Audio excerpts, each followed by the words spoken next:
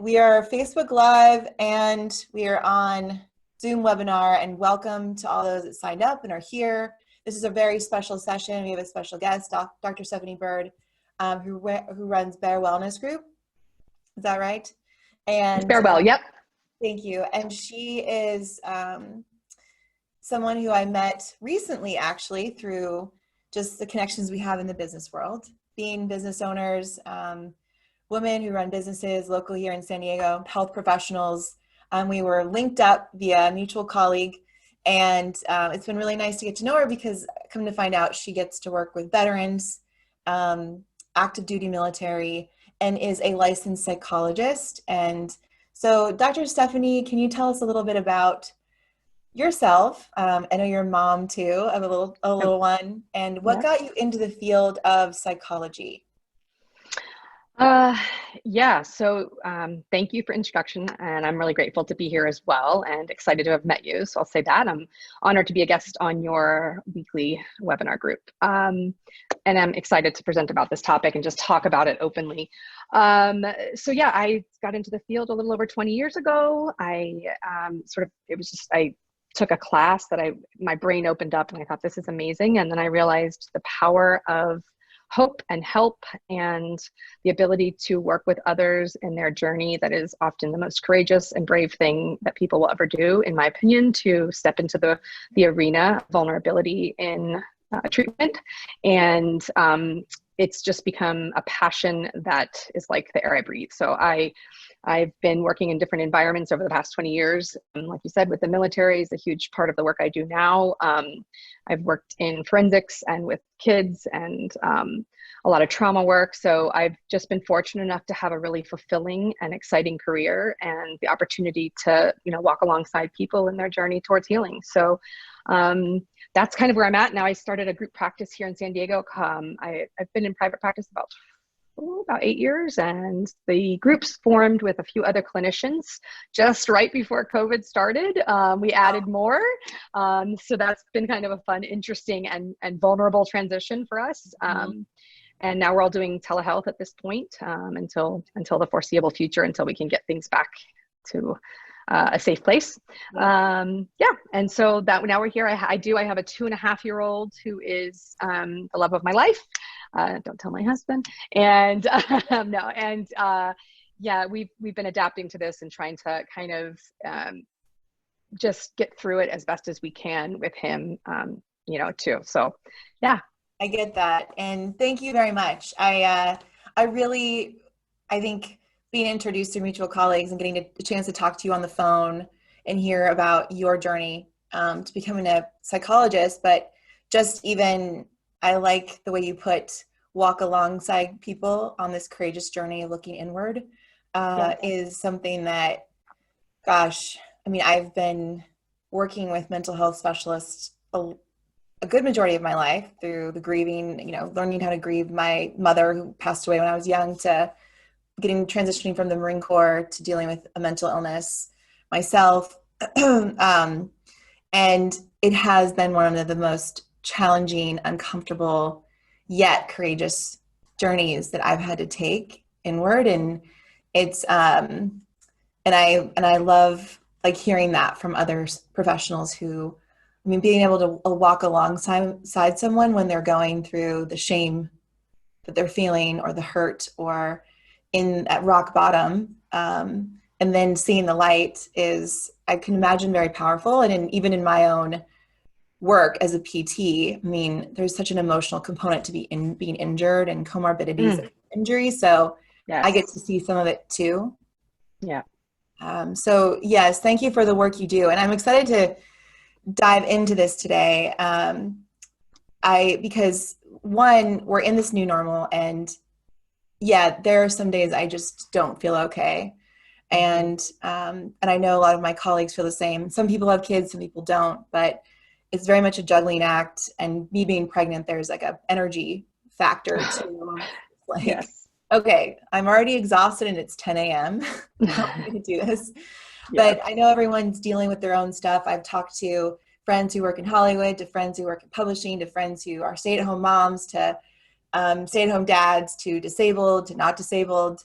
and everyone's dealing with a lot of the same suffering underneath the surface. And I know mental health issues have kind of escalated a bit Yeah. because of this physical distancing, social distancing, as well as the isolation, which can promote loneliness. So I'd love Yeah. to talk with you about what are some ways to help handle this new normal we're in. Yeah. Yeah.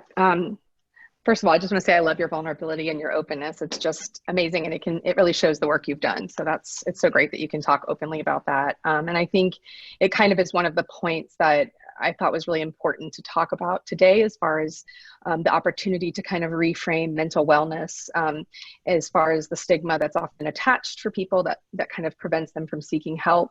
And I think that in this moment in time, it's really sort of an opportunity to do that for all of us, to learn how to participate in caring for our mental well-being in a way that we can connect with others and model for others. So if you're a leader, you have a team of people, if you're a mom, a dad, whoever you are, there's this sense of how can I take care of myself and make it be okay for others to take care of themselves. And some of that comes with like talking about it, kind of like we're doing today. So this idea that mental health or mental wellness is a universal concept, that there is no one that doesn't have it, as far as like a need to take care of it and manage it. So one of the things I thought I was thinking about when I was thinking about this talk was how oftentimes in our world, we are so busy with day-to-day life. And this has really, as we know, put a grinding halt on that.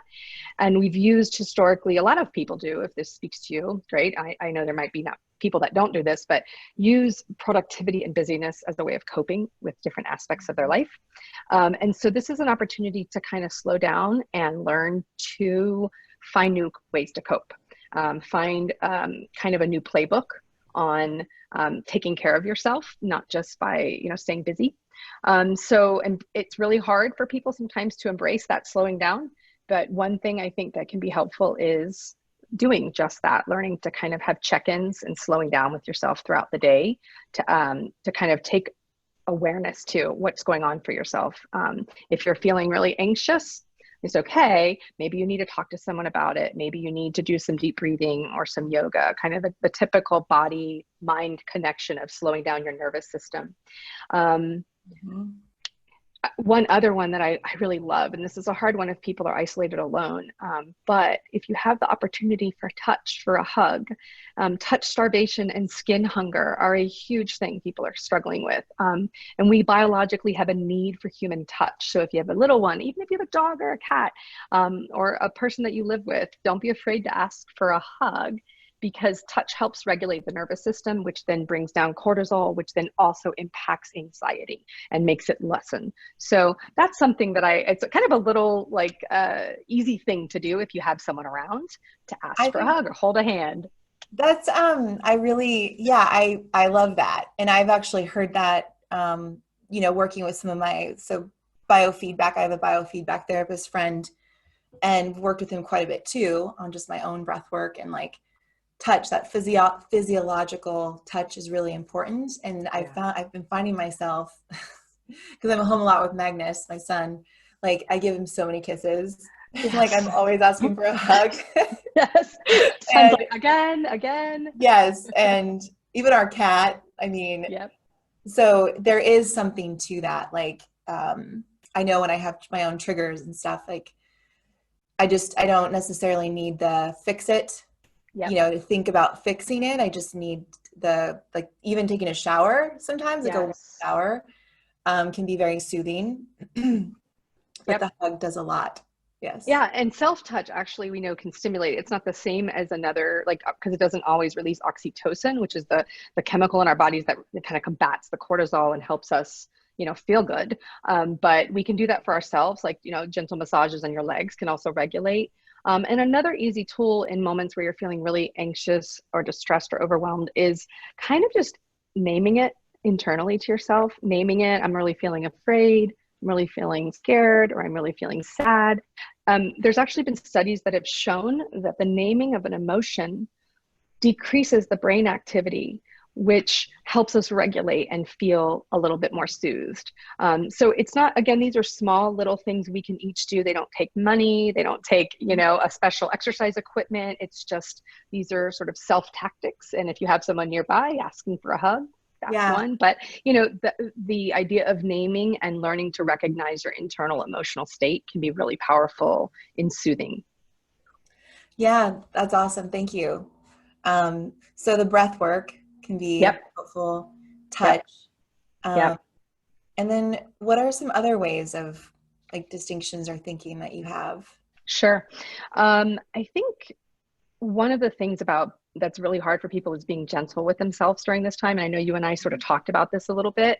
And there's been a lot of motivational, memes and talks about, getting your 6-pack or running your marathon, training for your marathon, or, writing your book or whatever it is that people are like, you have all this time on your hands. But the truth You're not is, disciplined if you don't get it done. Yes. You can go, I'm just going to give you the birdie. Yeah, exactly. The birdie or double birdie. Yeah. And I think, and a lot of times when I work with people, I often find that when we dig into their thought process, I realize that they've often used self-criticism as a form of self-discipline. And, I really kind of want to help them understand that, and especially now, like that has probably been productive and maybe helpful or adaptive for you in other ways. But in a time like this, where we are dealing with something unprecedented in our lifetime, that our productivity, our motivation is being drained like an app that runs in the background constantly at full speed, draining our emotional and psychological resources for coping, thereby not allowing us to be as productive. So the self-criticism that used to motivate people, like, come on, you can do it, and if you can't do it, you suck, or whatever you would say to yourself, that actually will kind of create more anxiety and probably depression, because you're not going to feel as motivated because you have this thing draining all your battery out of you every day. So we sort of really encouraging people to be gentle with themselves, to manage their expectations of their day, and to really recognize that encouragement of self-care is way more important in mental wellness than encouragement of productivity or accomplishment right now. Yeah, that's a really good point. I've thought about that quite a bit, because I find that I think we're all harder on ourselves than everyone else. Yes. And I do believe, and you can probably tell me if I'm wrong here, like I like the life is a mirror kind of concept. So if you're hard on other people, you tend and judge other people, like kind of got to look inward. If you're somebody to shame, blame, or whatever, like look at the hurt or the whatever you're feeling first before you do anything outward. But the ability to acknowledge, like things have come up for me in this pandemic that I haven't thought about in years. And it's like, instead of being, and I've been telling myself at times, like, why are you still worried about this? Or why is this coming up now? Or you should be over this. Those kinds of thoughts. And it's like, okay, well, wait a second. Like, this is a really big time in my life. And I don't think I've actually fully grieved this time or dealt with it. So things take time to deal with. And so then I kind of like do the whole CBT work of, okay, well, all right, this is going to take time. And what are some soothing things that I can do to be kinder to myself? But sometimes it's hard to catch it because I'm so used to why is this still a problem? And why are you still worried about this? Or kind of like that judgy mind. And to counter that judgy mind, like I've had to, this pandemic has forced me to slow down. One, I'm preparing for a baby, but there's a slowing down that has had to happen because now I have a toddler and work, and I can't do both at the same time. And I don't want to actually. So it's made me more aware of these limiting thoughts I have. Which are self-defeating, and like, so that's, and I've even had talks with my girlfriends about it too, who have become aware of these stressors in their life that they haven't dealt with, and they want to be done with it, but it's like, it's not just going to go away. Like, you have to be gentle with yourself through the process. It might take a while. And also, all the more reason why I think right now provides this opportunity for us to kind of reframe the conversation about mental wellness and mental health, to encourage people in our lives to talk about it with us, but also if they've never sought help before, this is a great opening for that. You know, it's a great opportunity to get the help that you may have always thought, I got to deal with it at some point. And to really, or if you've, you know, if it's a family member, to encourage them to, you know, hey, this might be a good time to reach out and get help. But yeah, I think that, you know, those thoughts can be painful, they can be triggering. And a time like this, where there's like a foundation of uncertainty in the world, is kind of just widespread uncertainty. It triggers a lot of things that, you know, kind of are buried under the rug for people. And so, you know, feelings of helplessness, loss of control, feelings of fear, you know, other times in their life where they maybe felt trapped by something, you know, and this is, you know, this is that time. And so I really encourage people to recognize that there's no playbook. It's okay to not be okay. I think I said to you right before we started, you know, my thought process about this, it's like, I'm not okay. You're not okay, but that's okay. And there are definitely days where I've not been okay.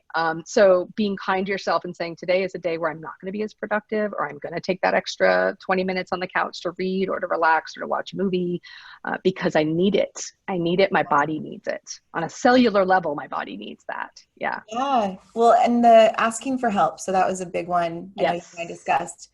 I mean, like I said, I just finished the book by Brene Brown, Rising Strong, and I love her work. Yes. There's, you know, I've done a lot of personal development training, and just the ability to ask for help has been really crucial in my life. Like, it's changed my life, actually, and not in like a toddler way where I need help with everything I do, but like something's not right, and I don't know what to do about it. And like, I know life is now, not someday. And I'd rather deal with this now to make the relationships around me and my life better. And I mean, some of the top thought leaders that I talk to, like yourself, are all people also seeking help from other coaches. I mean, there's business coaches, there's, you know, psychotherapists that can help you deal with what's going on up here. There's body therapists. Like, it's just, I'm so much more into that, a coach having a coach, like not being afraid to ask for that. And so maybe you can touch upon, as we wrap up here and get into Q&A, like, why asking for help, maybe the stigma, because the stigma of asking for help has notoriously been, I think, especially in the tactical world, like a sign of weakness. And maybe you're seeing new trends there. But in general, like, what do you think could reframe that, asking for help as a sign of strength now? Yeah. Wow, my mind goes to so many places, so I'll try and keep it concise, in the sense that you're right. The foremost leaders in the world, people around the globe who run huge corporations, who, you know, lead teams into battle and need help. But therapists need therapists. You're right. And that pretty much myself and all my colleagues all know who our people are that we can go to get help, because, you know, it's kind of looking at it like we all have a finite amount of resources for coping and stress. We are not Superman as much as sometimes we'd like to believe, or Superwoman. And like looking at it like my cup has gotten full, or my resources are tapped out. And it's sort of like, sometimes when I talk to my veterans, or my combat guys that have been to war, I'll talk to them a little bit about how, like, you know, when you're in a situation where you know you need backup, you know, and you're like waving, you're like going like this. Why do you do that? You do that because you realize it's too much and you need help. And this is an opportunity to see this as like, what's happening in our world. This is not just a you thing. This is not just you're so broken thing. This is like, I need backup. Yeah. I like that. Yeah. And so that's true. I mean, I feel like it's on my list of like, I have a 1 by 1 inch little piece of paper who I can trust. And who I can go to. Like, my therapist is one of them. Like, it's awesome. Just, and it's really awesome because he hears from me during the week when we don't have sessions. Because we can't dump that on our spouses either, or significant others. It's some of this stuff, like, that you're dealing with, that backup needs to come from it's like a specialist, like someone who's trained, obviously, in working with the mind. and can help you, like you said, walk in line of this journey of like self-discovery. Yeah. We need backup. It's usually, saying, okay, something needs to change in our life that will impact us, maybe not immediately, but later on, make Yeah. us better people, make us better humans to be around, better family members. And I have found it to be an incredible strength. And I'd like to see society reframe that too Mm-hmm. as a sign of strength for asking for help. Yeah. Is there Totally. is there any, I guess, is there any good resources that you'd recommend? We want to get your information too, but like the people can look at right now, because there's a lot of negativity and these memes out there, like you're not disciplined enough if you don't finish Yeah. these projects or get in great shape or whatever. Is there other things that people could look at? Like, do you have any resources? So, I think, yes, there are people writing a lot about those things. There's also a whole nother movement going on, even in just looking at, kind of Googling mental wellness during COVID and things like that. And you'll see people talking about all kinds of ways in which you can care for yourself. Some are sort of more like the coping strategies. I think that, it depends. I'm going to say that there are, the sort of National Mental Health, National Institute of Mental Health that will have pages where you can look at. But if you're looking for something that's sort of tailored towards you, then I would say either talking to your therapist and asking for those specific resources, because I want to be clear that you may have certain kinds of trauma that could be triggered in certain areas or may certain specific needs. If you're looking for actual providers, Psychology Today is a great place to look and research and call and kind of maybe see if you can find somebody. And throwing out there just a few other, if it's okay, if I may, I mean, I'm not giving as much specific resources, but to tell people to look at the bookends of their day. This is a simple tool I just want to throw out there. When you wake up in the morning and you're like, wow, this crisis is still here, this is still going, I would ask for you to take notice of how you want your day to be. How do you want to be present in the day? What can you do to care for yourself in that day? That's the front end of the bookend. And the back end, when you're going to bed, what went well? What's something you feel grateful for? It could be something as simple as, today I didn't have any mental health, or I didn't have any physical health symptoms, or my child went to bed on time. So just something that kind of sets up your day for success could be good. I don't know if that answers your question. I feel like I probably didn't give any direct, exact resources on the web, or on the internet, but that's okay. I think people in general, my suggestion would be watch out for what you look at online and the people, because there can be a shame response that comes up with looking at those kinds of memes or quotes. And so there's a lot of wholesome stuff out there too, but like you said, and like what you've pointed to in this talk, is look inward, look at the polar ends of your day, how you're waking up, what you want your day to look like. And then in a gentle way, not like, I've got to get 10 things done. Exactly. And then at the end of the day, acknowledge kind of what you accomplished that day, even if it's getting your kid to bed on time, which is amazing because it gives you an extra hour of sleep, extra hour of time for yourself. Are there any other tools? I mean, you mentioned breath work and then the touch. Is there anything else you'd like to add? Yeah. So I would say one other thing that can be helpful is adaptability is a key word I've really sort of hung on to and talked about with a lot of my patients. I've heard a lot of people struggling to I just want it to get back to normal. I just want it to get back to normal. So it's adaptability in behavior, but also in mindset, that maybe there is a new normal. And when we can adapt and develop rituals and routines that are soothing for us, that create a sense of normalcy in our life. So, whether it's a similar structure each day, or whether it's building in things at a certain time each day, just that you do routinely, that actually also can regulate our nervous system, make feel a little bit more comforted. So develop and adapt to what's happening right now. That's a kind of mindset shift, but also a behavior shift. And so I would say that would be a big one. And then I wrote another one down, which was just, and I think I already said this, but radical acceptance, the idea of identifying what we can and can't control. And that's kind of goes in line with some of the CBT stuff, DBT stuff, maybe that you've heard of, but listing what we can control. We can't control how much toilet paper is on the shelves.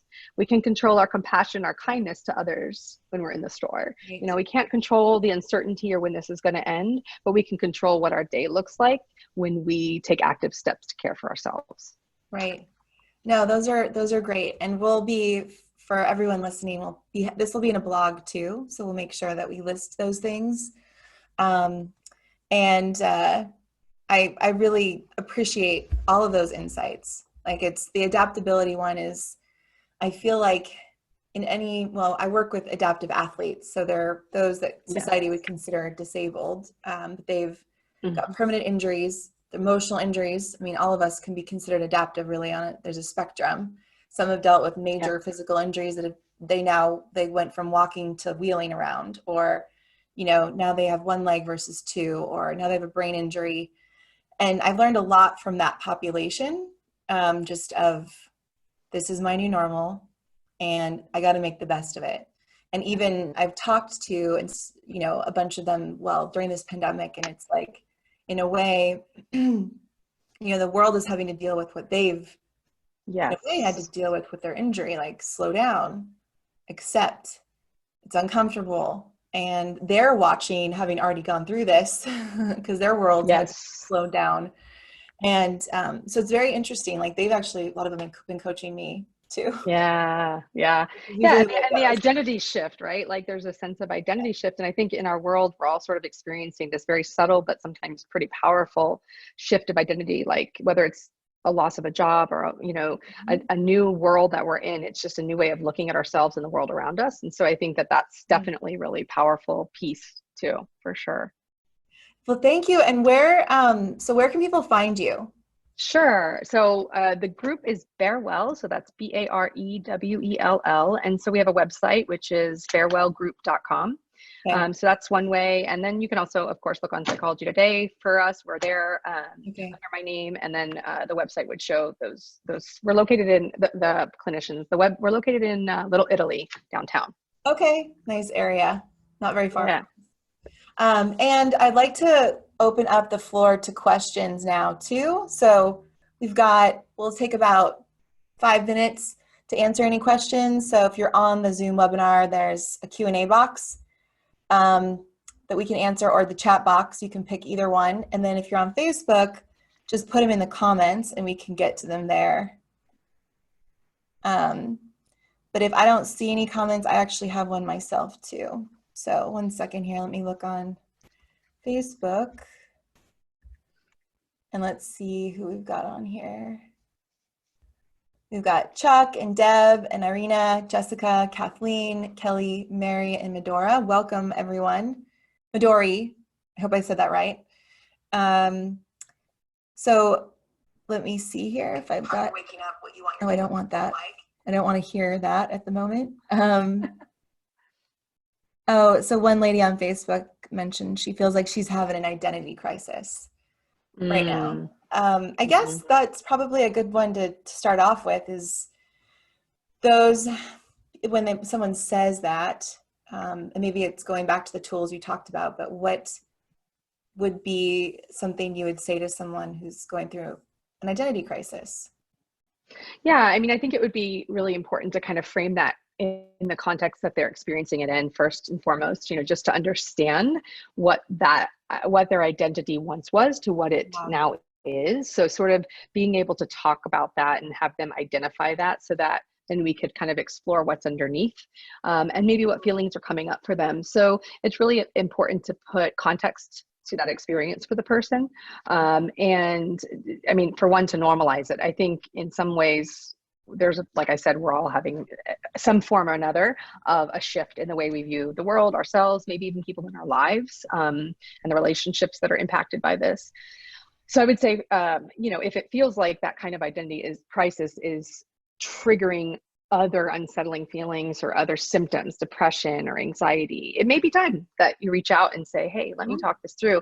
And, to your point the other day where you talked, or not the other day, earlier in this talk where you talked about like the self journey and looking inward, therapists can be this like light holder, right? Like, I have this light, I'm going to shine it in places within, and I'm going to help you figure out what this is doing to you, how it's impacting you. And together we're going to kind of understand what we can do to help if there's a problem, right? Yep.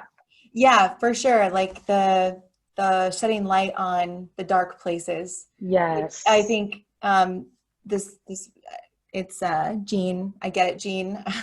I've been there too at different phases of my life where, like, especially in the transitions from Marine Corps to civilian, professional athlete to amateur, whatever athlete, trying different sports to being not a mom to a mom. There is I'm going from working a lot to working as much as I can, but not very much, just to take care of my little one and, run our business, just because of the way the time is. So there is that for me. And I do have a light. So I have someone I work with and friends, like those 5 people, right, that I can reach out to. And I think that's important, like you said, to normalize, like, where's your roots? Where's your foundation? And if you yourself can't feel it, or see it, then recruit others to help you see that. Yeah, absolutely. So thank you for that. Hopefully that helps, Jean. And then my question would be, I kind of really have appreciated the knowledge of, like, changing your physiology, especially as a physical therapist. I think that was one of the most powerful distinctions I made going through my mental health care. So realizing that, okay, what's going on up here, like, I can wake up feeling really anxious or not, or just depends on what's going on and what I'm dealing with. But I could have a bad day or a good day, but there's things that I can do with my body on a cellular level that can change my body. And maybe if you can speak briefly before we get off here about that whole idea that your cells are kind of listening to your thoughts in a way. Your cells hold the trauma. Yes. And hold trauma. So I am not an expert in that piece. I'm an expert in down regulation and, helping the nervous system find calm and less threat. But maybe you could speak to that. So I big think topic. I was going to say, it is a big topic, but it's kind of interesting. I long for the day and love this conversation, but I long for the day that we can see our mental state in the same way that we see our physical state. We're often willing to attack our physical injury or our physical distress or soothe pain physically in our bodies, whether it's an ibuprofen or a deep stretch or a hot massage or a hot tub. And I wish and hope that we can see caring for our mind and our emotional well-being in a similar light, because they are so interactive and it's one affects the other. So as people store trauma emotionally and psychologically, it manifests physically often for them. The pain is experienced in a different way. Stomach aches, headaches, things like this. We know now, science is caught up, that for sure emotional and psychological health impacts physical health just the same way that physical health, having an injury that changes the course of your life or your career, will in fact impact your mental well-being. So those things are they're interrelated and woven together. They can't be separated. So I think that's kind of what I would say high level to that. Yeah, that's great. When you're working on one, you're working on the other. Yes. They're both impacted. And I think that was a really powerful thing for me, because sometimes with mental health care, you feel like it's just neck up. And talking and, like, I can talk myself in circles. But when you add the physical, even if it's just the breath, right? Like, and the touch. Yep. Those things for me really impacted my path forward, because they gave me physical tools that I knew no matter what was going on up here, it was like immediately I could work on my posture. Immediately I could sit down and do a grounding breath practice. And my mind was less scattered. Yeah. And I felt, instead of just feeling like I always had to talk about it. For me, that was a really impactful distinction. Yeah, absolutely. So, and I think as a physical therapist now, my practice has changed because of that. Because I do work in the performance setting, but it's not about doing more anymore. It's about doing it well and recovering better. Yeah. And so that's what I find with people, whether they're desk bound and they just are stressed out all the time, to like an operator, they still need good down regulation and recovery work. Yes. It might just look a little bit different. Yeah. And so and I think you can apply that same concept, Theresa, just not to interject, but what you just said is, right now we're in a state of heightened emotion and uncertainty that leads to a lot of the feelings we're talking about, and we need to down regulate. and that can come in a form of communicating, talking, asking for help, asking for a hug. It's the same thing. You say the person who's sitting at their desk all day tight. Well, the people who are experiencing a pandemic, right, which is all of us, need that same thing for our mind and our heart at this moment. So, and I thought of something else because you asked me this question. I didn't answer it well. I'm going to throw this in, and I know we're almost out of time. But I think in our society, independence over the course of life over the course of time has gotten to be championed.